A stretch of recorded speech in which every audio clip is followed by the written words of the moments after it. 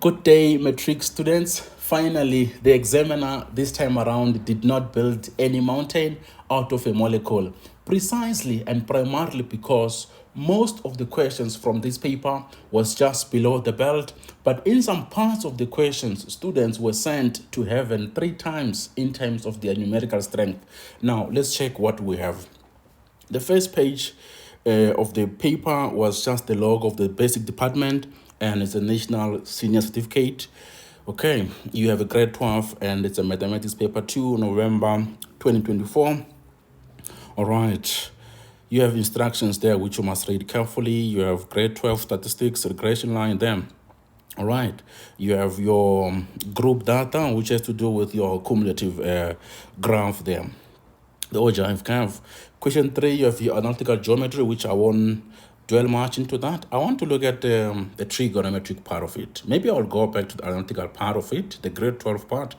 But I want us to look at this question 6 precisely.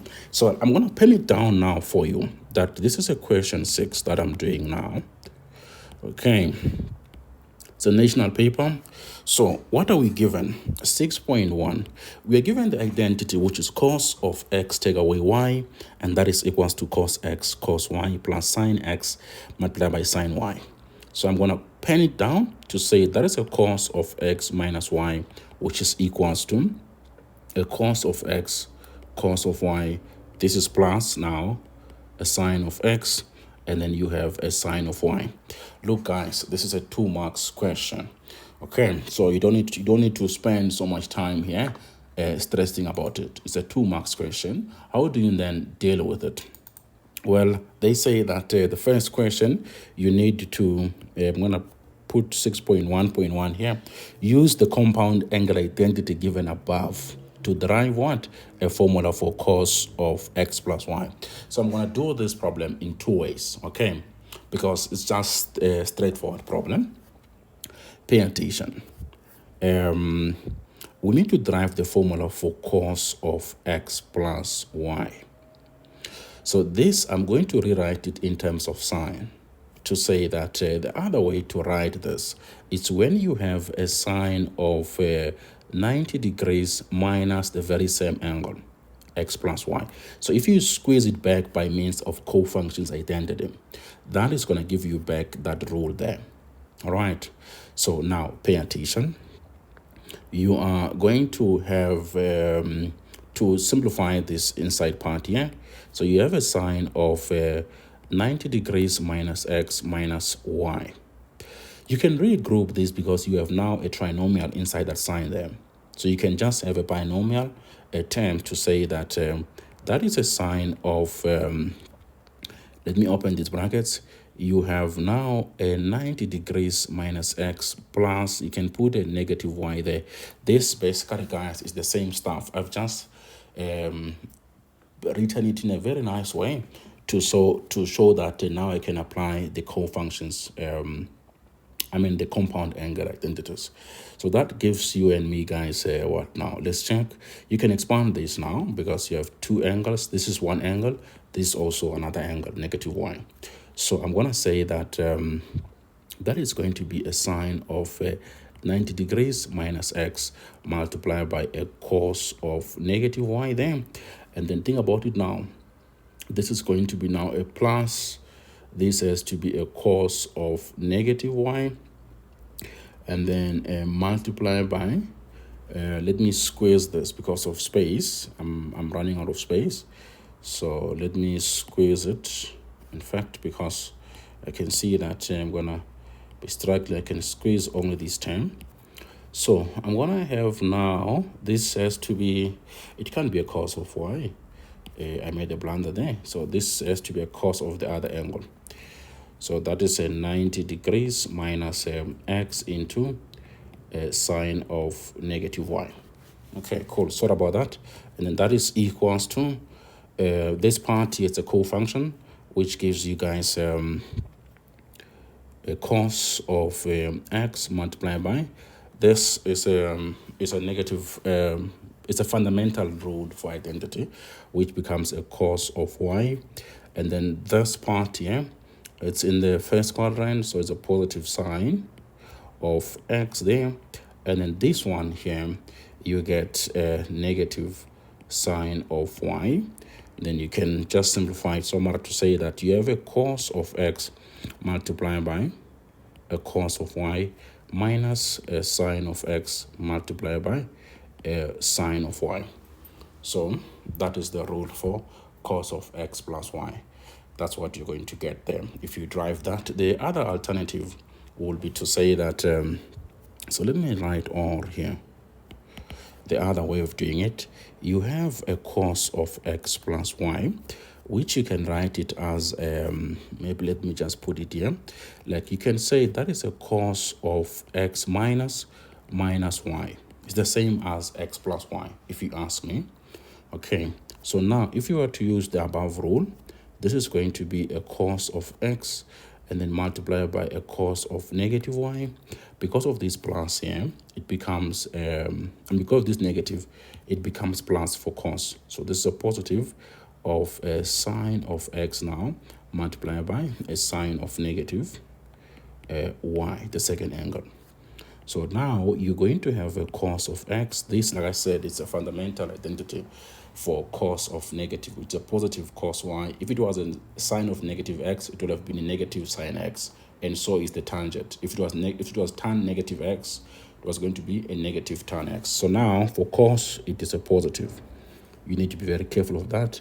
And then this is a negative sine y multiplied by the positive.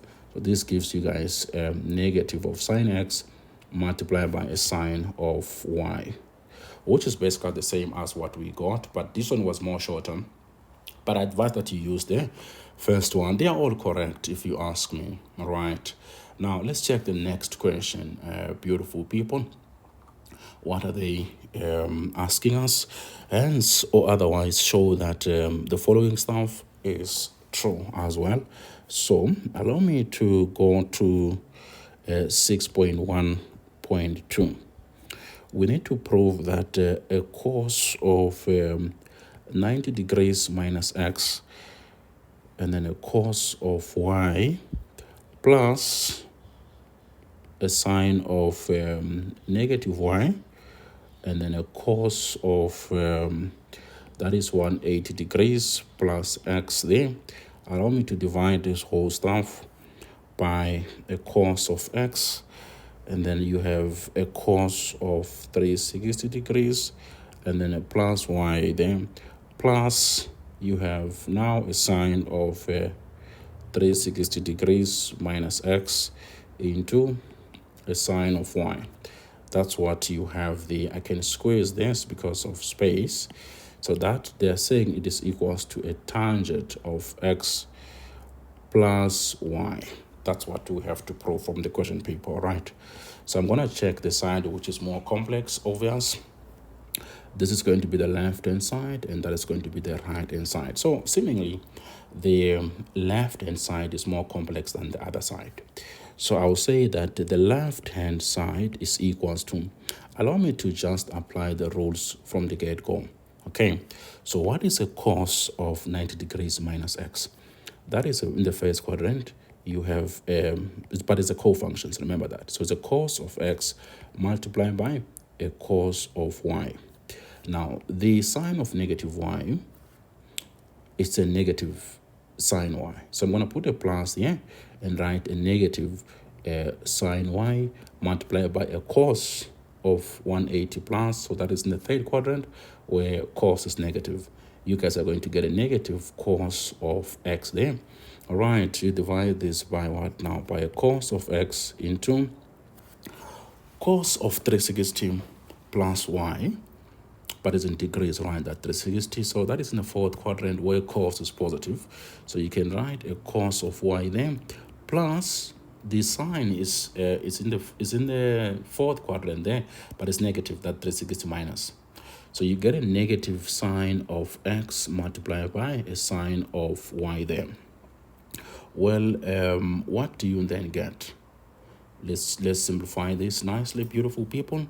You have a sine of x cos of y there, then the negative and the negative becomes positive.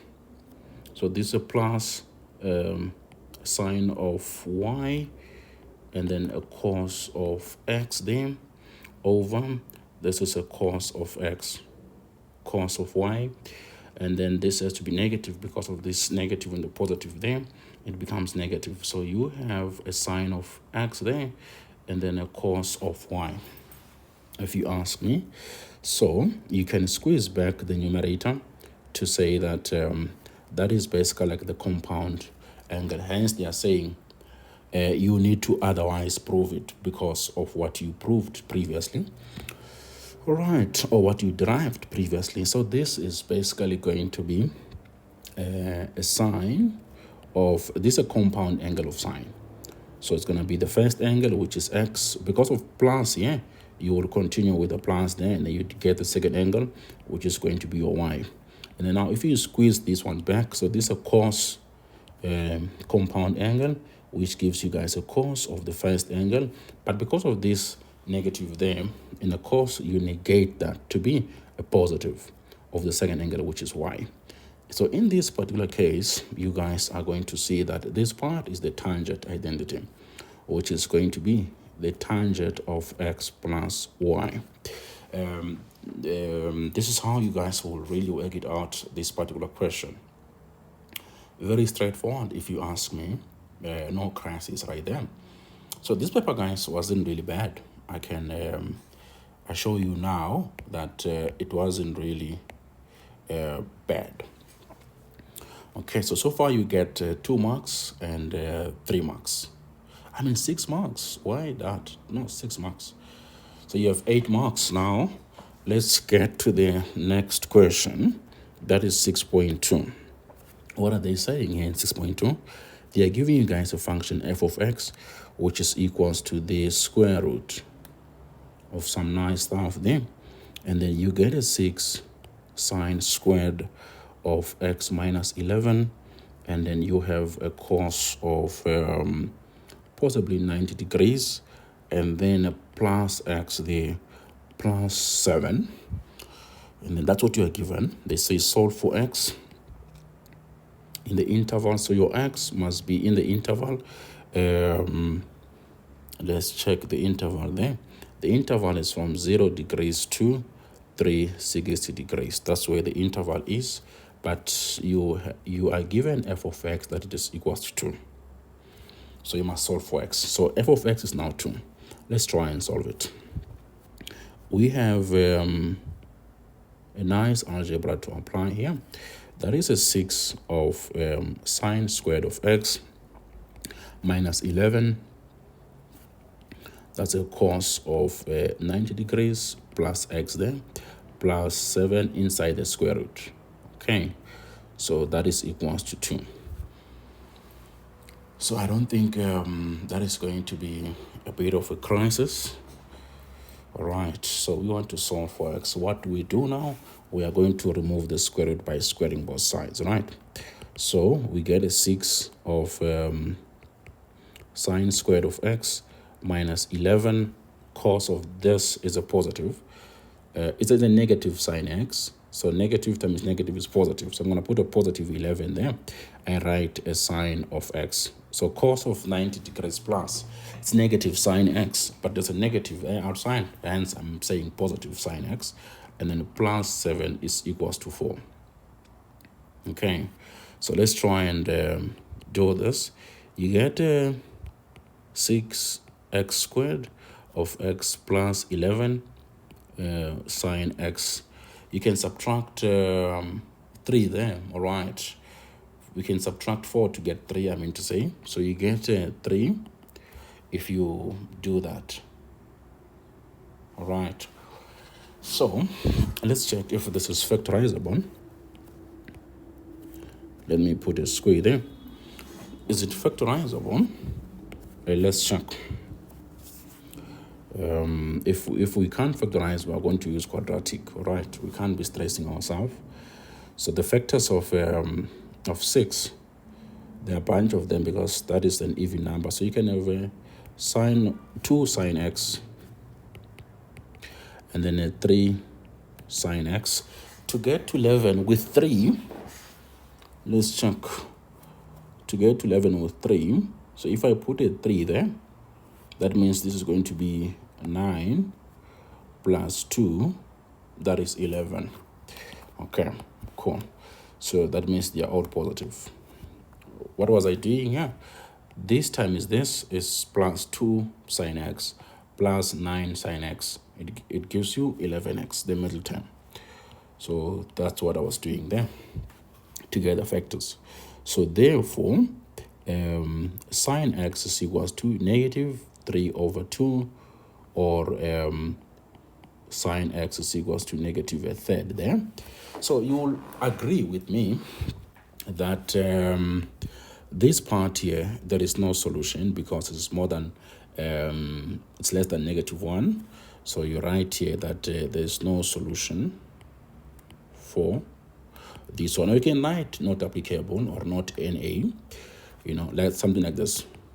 You can write that. I'm just writing no solution. So that means now I have the big animal to work out, which is a sine of x equaling to a negative 1/3. So this negative tells you where is sine negative. You're going to draw your quadrant there. So sine is negative in the 4th quadrant and in the 3rd quadrant. Okay. But in those quadrants, if you ask me, that's where you find 180 degrees plus the reference angle. And then here, that's a 360 degrees minus possibly a reference angle as well. That means you must get a reference angle here. So let's get the reference angle. That is reference angle. You get the inverse of sine of that 3rd there, but being positive. Okay, so I'm going to take my calculator and have the arc sine of 1 over 3. Let's see, I'm getting a 19,47 degrees. That's what I'm getting as a reference angle. So now you need to check where the solutions are in between 0 to 360. So the best way to do this is to pen down my general solution nicely.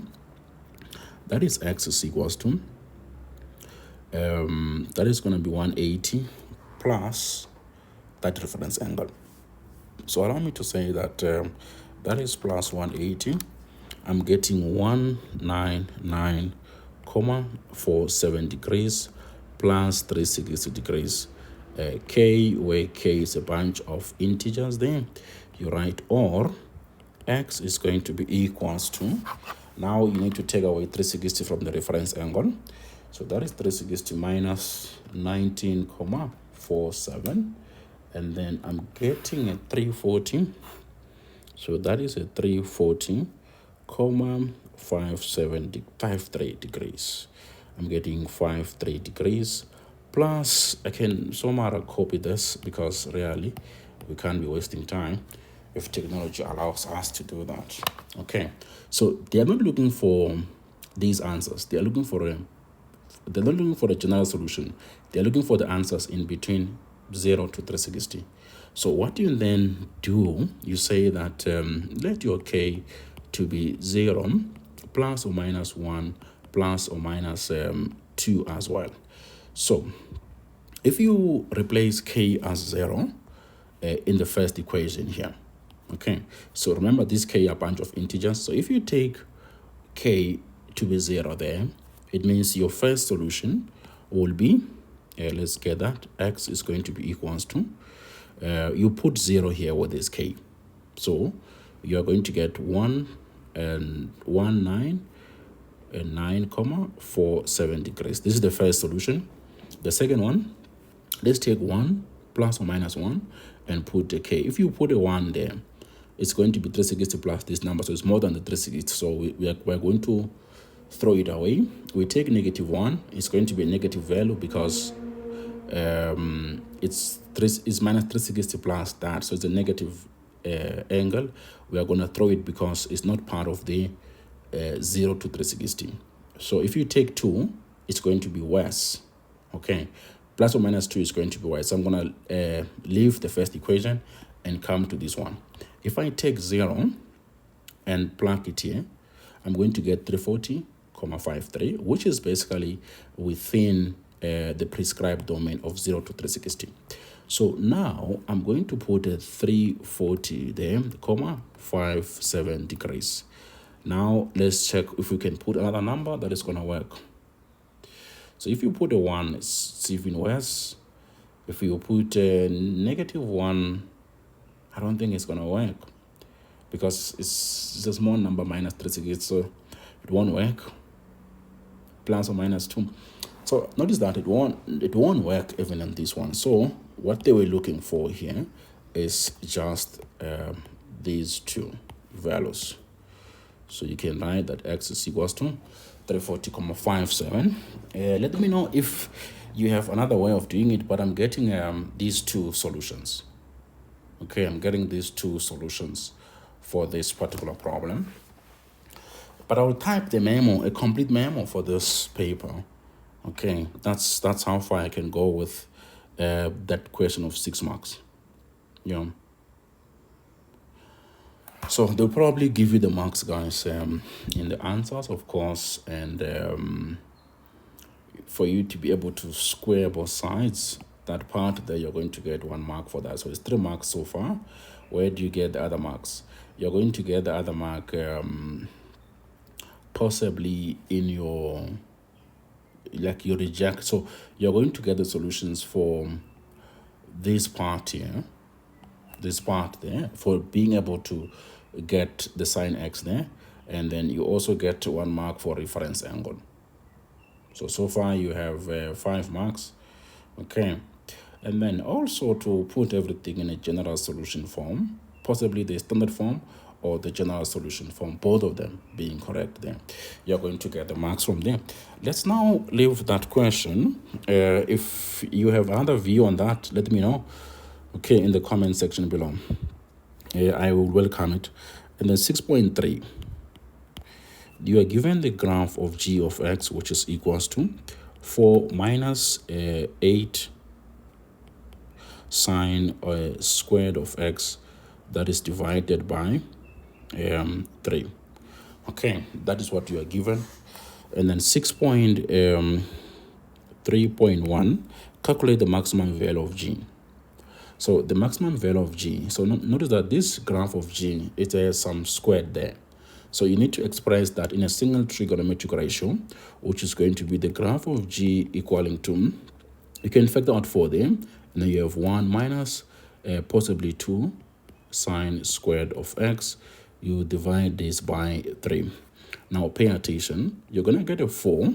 This animal here, it seems like it's very popular at this particular point. It's a double angle for cos there. That's a double angle for cos. So you have, beautiful people, you have a cos of 2x there. That is divided by 3. So let's divide this by 3. Okay, so basically this problem of g of x is the same as, so g of x, it is 4 over 3 multiplied by a cos of 2x. So you can get the maximum value of this graph. If you ask me, how do you get the maximum value? So this amplitude guy here, it gives you the maximum value, and then this 2 here, it affects the period of the graph. So therefore, the maximum value of g is going to be 4 over 3. That is the maximum value of this graph. Okay, that's how you're going to do that. But the other way, so let me write the other method in which you can solve this particular problem. There are many ways in which you can really do this.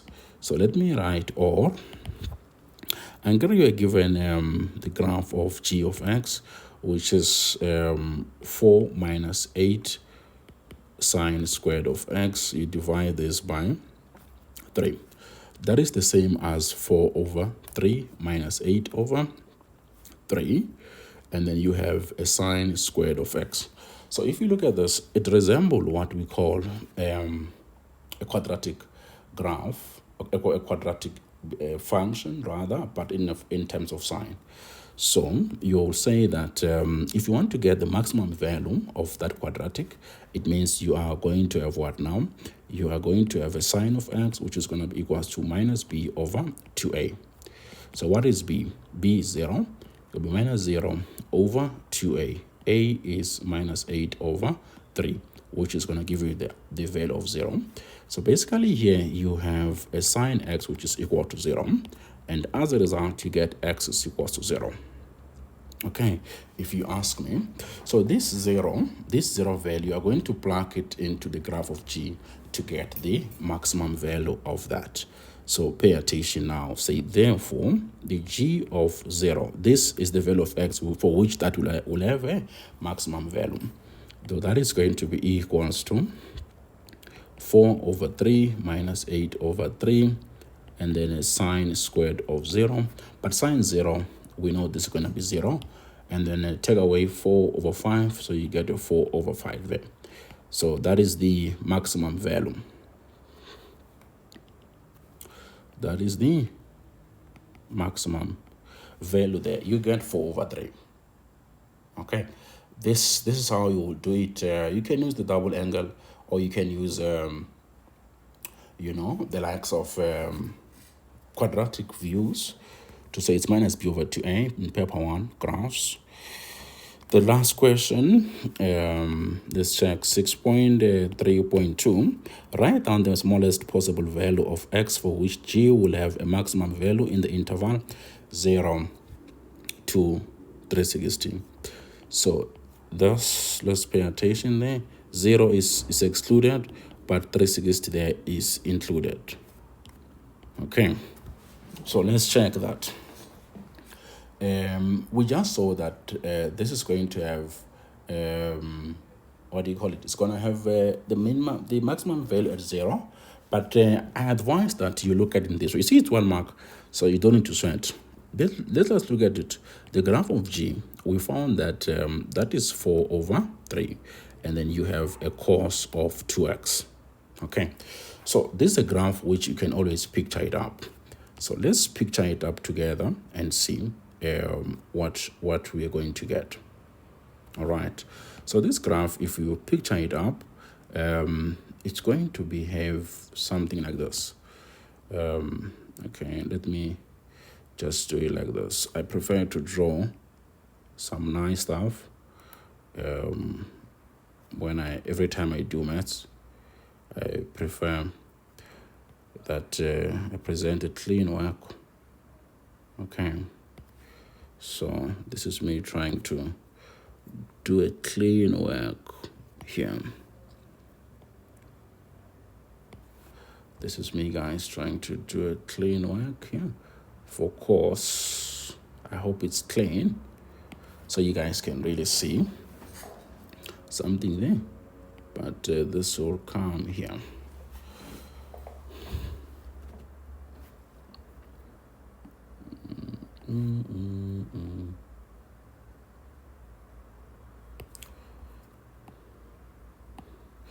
Okay, let's assume that this is a cos graph, right? So the maximum value is going to be at 4 over 3. We've discussed that. The minimum is going to be negative 4 over 3. That is the minimum. So this is the graph from 0 to 360, if you ask me, in grade 10. So you get a 0 there, you get a 90 degrees, you get a 180 degrees there, and then you get a 270, possibly 360 degrees. This is basically the most standard graph, of course, you will ever get. Now, let us check where the graph has a maximum and a minimum. So the graph has a maximum at this point here. At that point, x is 0. At that point, it's also a maximum. At this point here, x is what? Is 360 degrees. Okay. And at this point here, the turning point is the minimum, where x is negative 180. So you then say that, therefore, look at the question. They are saying to you that you don't include 0. So it's between 0 to 360 included. In this case, look at the graph carefully. I'm not going to include 0 because it is excluded from the question. So you say, therefore, now x is equals to 360 degrees. It's only 360 degrees. You don't write any other thing. So x is 360 degrees because 0 is not there. Okay, and then here it's a minimum. Or if you look at it from this one, you have to do a general solution for that. So you say that you're going to have what now? You are going to have the general solution of that, which would be 0 plus 360k. So if you solve that, you can see that if you let your k to be 1, you are going to get 0 plus 360, which is going to give you guys a 360. Right, if you do it by general solutions. By that I mean, let us look at it so that you can get that nicely. We had the graph of G. I mean, let's go back here. We had a sine of x, which was 0. Therefore, x is equals to 0 degrees plus 360 degrees k, where k is a bunch of integers. All right, but when you do this, you must also write this one. X is equal to 0 degrees plus let's check that. That is 0 degrees. Or you can say that if you say we'll have to put 180 here. Let me just put 180. So this would be 180 degrees plus 360 degrees because it's 0. It's 180 minus 0, where sine is positive. So you're going to get a k, where k is a bunch of integers. These two solutions, they go hand in hand. Or you can write this one. X is equal to 0 degrees plus, now you write 180 degrees. You change the period for that. Okay, k is a bunch of integers. So if you want to stick to this, when k is 0, you'll get a 0. And then when k is 1, you are going to get 360. You are fine. This side, you have to use k to be 2, so you can get your 360 there. But 0, you can't use it. All right. So, but the graphical way of it, it really makes so much sense to me. And I guess even to you guys. The next question I'm going to do, guys, is the 3 graphs and the grade 12 analytical geometry of that. Thank you.